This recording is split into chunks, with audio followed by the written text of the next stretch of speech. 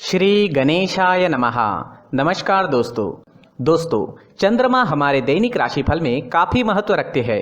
2.5 दिन में चंद्रमा अपना स्थान बदल देते हैं। उस हिसाब से हम पर चंद्रमा का अच्छा या बुरा प्रभाव दिखता रहता है और उसी तरह से हमारा दिन भी गुजरता है। तो चलिए देखते हैं इस दिन चंद्रमा आप पर किस तरह का प्रभाव डालने वाले हैं।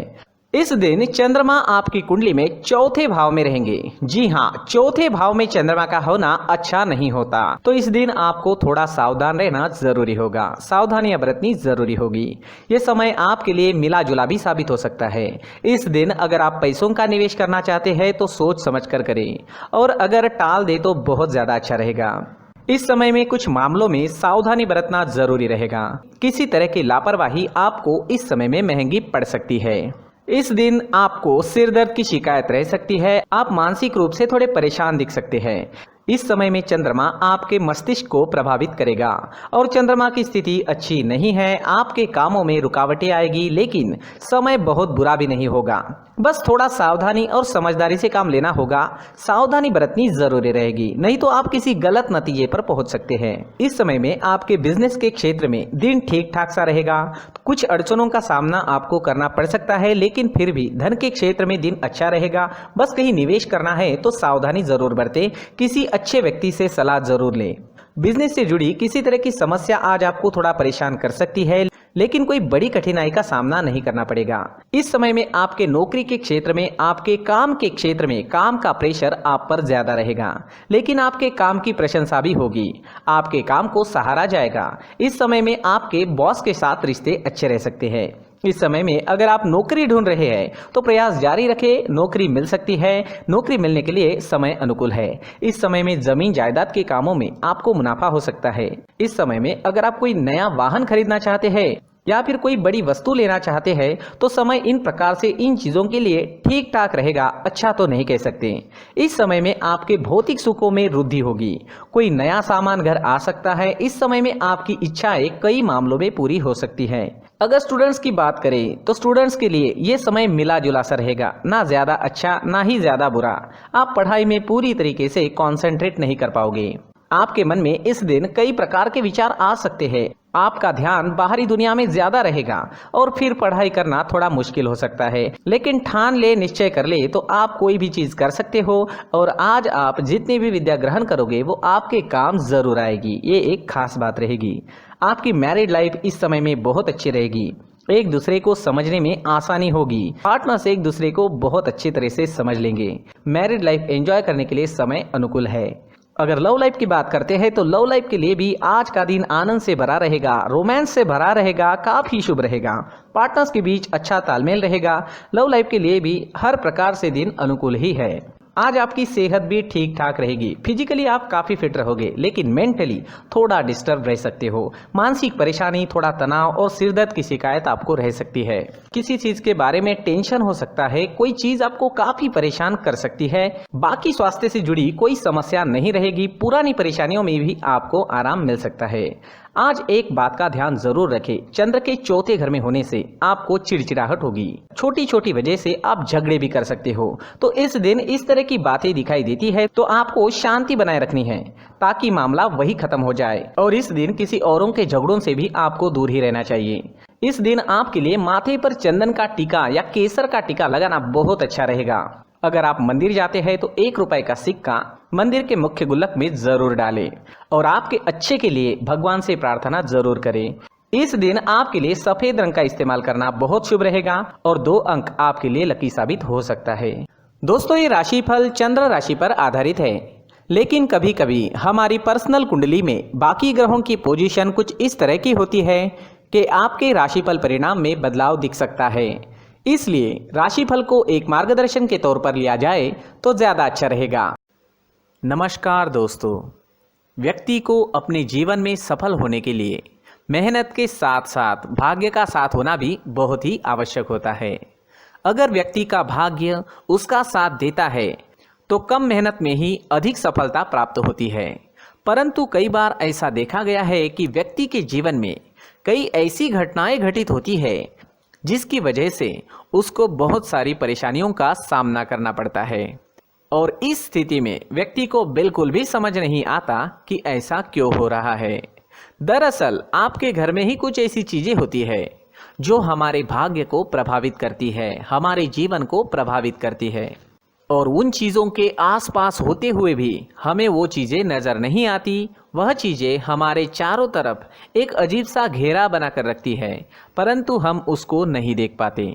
इन चीज़ों से हमारे घर में और हमारे जीवन में नकारात्मकता फैलती है, जिसकी वजह से हमें नुकसान उठाना पड़ता है, जिसकी वजह से हमें भारी नुकसान उठाना पड़ता है। हम पूरी तरह से कंगाल हो सकते हैं। दोस्तों, काफ़ी लोगों को इस तरह की आदत होती है, कहीं से भी बाहर से आते हैं, कहीं भी जूते चप्पल फेंक देते हैं, कहीं पर भी उतार देते हैं।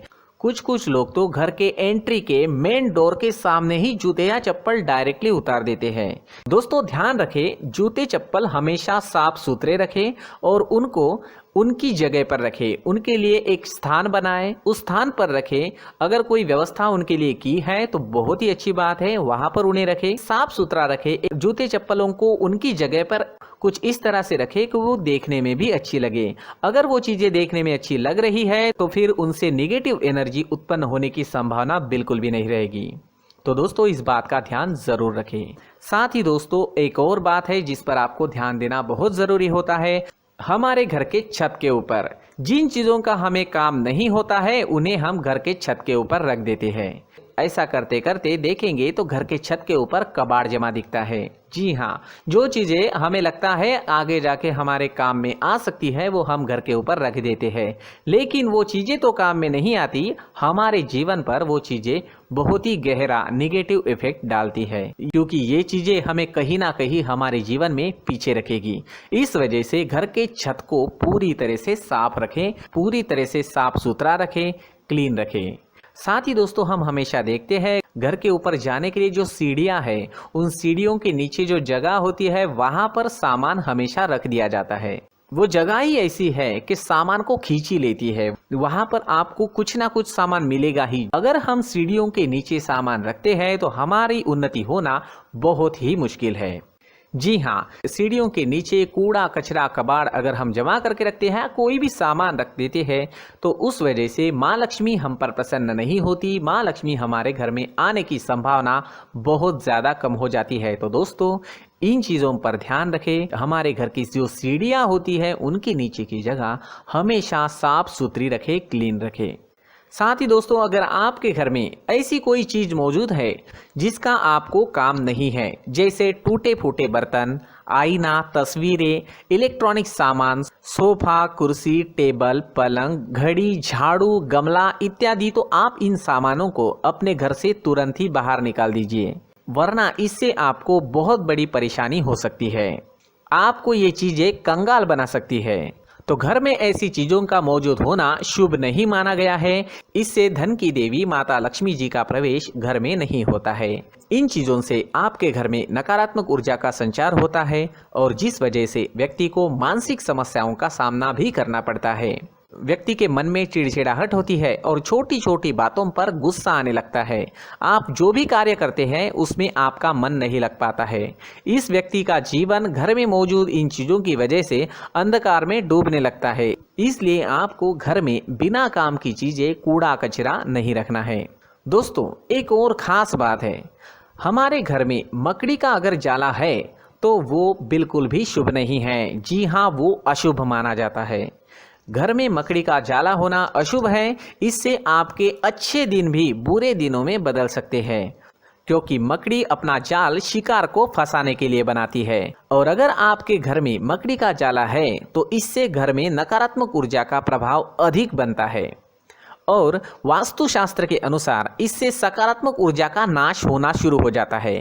दोस्तों, मुख्य द्वार भी हमेशा साफ सुथरा रखें। मुख्य द्वार को हमेशा सजाया जाता है, क्योंकि मुख्य द्वार से ही हमारे घर में लक्ष्मी का प्रवेश होता है। तो मुख्य द्वार को साफ सुथरा रखें और सजा कर रखें तो बहुत अच्छा रहेगा।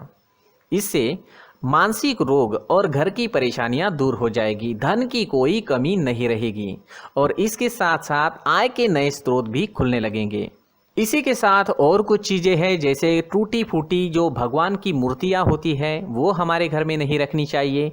साथ ही जो भगवान के पुराने फोटो है जो जमा करके रखे हुए होते हैं, तो दोस्तों वो चीज़ें नहीं रखनी चाहिए। जो भगवान के फोटो या भगवान की मूर्तियाँ जो घर के मंदिर में हैं, बस वहाँ तक सीमित है।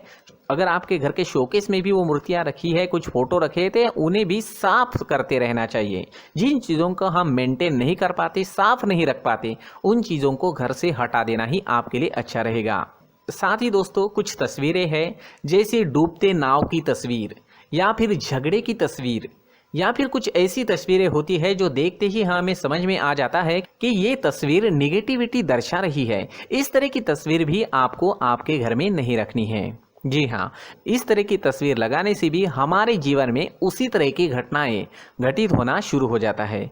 हर एक चीज़ हमारे घर की हम पर प्रभाव डाल रही है, तो इन चीज़ों को ध्यान में आपको रखना होगा।